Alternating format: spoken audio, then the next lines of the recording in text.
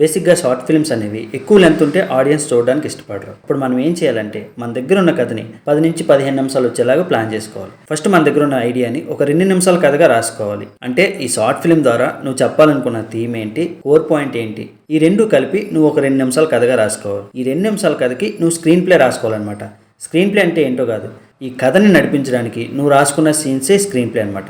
For example Baahubali 2 cinema తీసుకుంటే ప్రభాస్ అనుష్కని చూసిన దగ్గర నుండి అనుష్కని తన ప్రేమలో ఎలా పడేశాడు అనేది కథ అనుకుంటే, ఈ కథకి వాళ్ళు రాసుకున్న స్క్రీన్ ప్లే ఏంటి, ప్రభాస్ అమాయకుల్లా నటించి ఆ రాజ్యంలోకి ఎంటర్ అవ్వడం, అందరూ ప్రభాస్ని అమాయకుల్లా అనుకోవడం కోసం వాళ్ళ బావ దగ్గర ఇన్నోసెంట్గా నటించడం, ఆ రాజ్యంలో ఉంటూ అనుష్కని చూస్తూ అనుష్కకి సైట్ వేయడం, అడుగు పందులు తనే కొట్టి నాకేమీ తెలియదు అన్నట్టు ఇన్నోసెంట్గా నటించడం, అది చూసిన అనుష్క ఇది ఖచ్చితంగా ప్రభాస్ చేశాడని అనుకోవడం, తర్వాత సడన్గా అనుష్క వాళ్ళ రాజ్యానికి ఒక అపాయం రావడం, ఆ అపాయం నుంచి ఆ రాజ్యాన్ని కాపాడడం, అప్పుడు అనుష్క ప్రభాస్ ఎవరో తెలుసుకోవడం, తన ప్రేమలో పడడం.